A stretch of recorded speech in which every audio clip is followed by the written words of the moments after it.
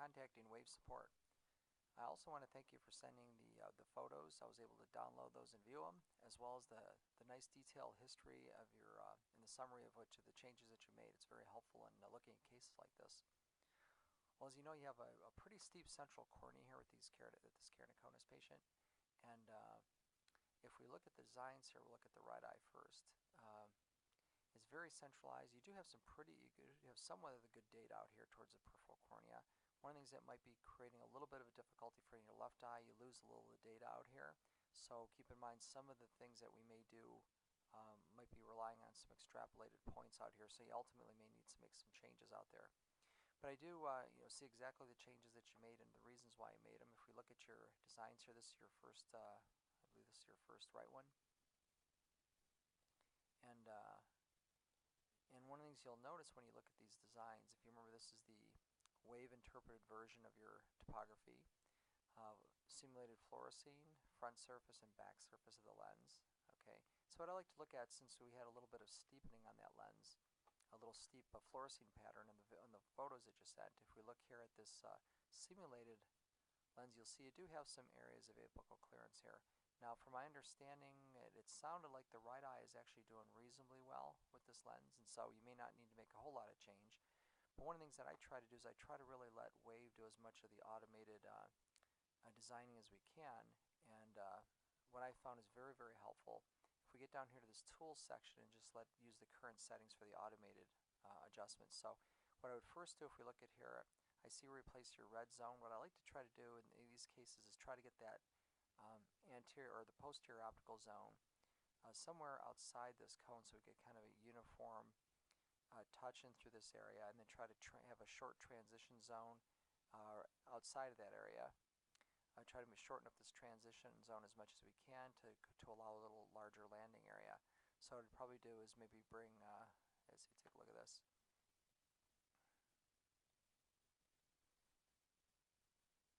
And just maybe bring this out just a little bit more, maybe to 4.5 or so. And then, and maybe even bring this down a little bit here to create a little shorter transition zone and maybe a little larger landing area. And I just kind of mocked up a sample lens of that. And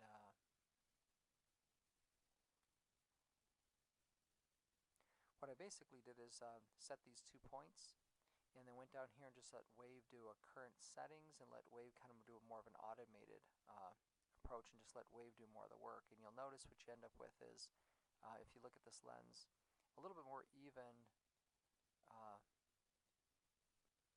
back surface this lens as we go down. If we kind of look at your original design, we get a little bit more variation here, which creates a little more uneven back surface. So anytime we get this lens a little bit more smoothed out on this back surface can be helpful, and that's where some of the wave calculations can help. So you see we've got a little bit more nice sloping back surface, and if we get back over here, we got a much nicer, a little more even fluorescein pattern, simulated fluorescein pattern. So I would anticipate this lens would probably sit a little more nicely on that eye. And then a little trick, if you haven't found it out yet, for calculating powers, it sounded like you had some difficulty due to the tough refraction in this patient. What I usually do is if I have a known spherical gas perm lens, known power and base curve, I'll just place it on the eye, get an over refraction over that, and then go down here to this little tools, trial lens data. I'll enter the known lens in here and the over refraction and hit continue, and that will adjust this lens. And it's a great tool in these tough corneas to try to get you from point A to point B. So when I sort of make it a point on any of these patients who come in, if they're the first time to see me, I'll pull out a lens out of my fitting set, just get a quick measurement over the top of that, so I can just look, and even if I don't use the data, I can compare what Wave comes up with down here in the base curve power box down the lower left, and compare that to what I had in the trial lens, and that usually gives me some nice helpful data. If we look at the left eye, it sounds like that was a little bit more of a challenge for you. If we get over here, we'll bring the left eye back up. And I see those changes that you made, and I see why you made those adjustments, and I think those were all appropriate adjustments. But I think I think we can probably keep it a little simpler if we try to let Wave do a little more of the work for us. And so once again, I'd probably concentrate on that back optical zone using the red dot. try to line the red dot at about somewhere around the size of this cone. So you're pretty good on that one. And then maybe, again, try to keep a shorter distance between the red dot and the blue dot to try to increase that area for the landing zone over here. And once again, in the left eye, I went through and created a lens using that same kind of philosophy where I use the tools, current settings, under the design tools, and let wave do its thing. And you now get a lens that seems like it has a little bit more uh, even fluorescein pattern through here. If we look at the back surface, again, we got a nice, pretty, nice area. Got a couple little blips in there, but for the most part, a pretty nice transitioning, kind of sloping lens in the back surface. Whereas we get over here, you've got some really tough curves for wave to cut on the back surface that lens, and he ends up with some areas that are going to create. I think these will probably create some of those weird fluorescein views that you get on the picture. So I would probably make those adjustments. I agree. I kind of like going with a corneal lens first if we can.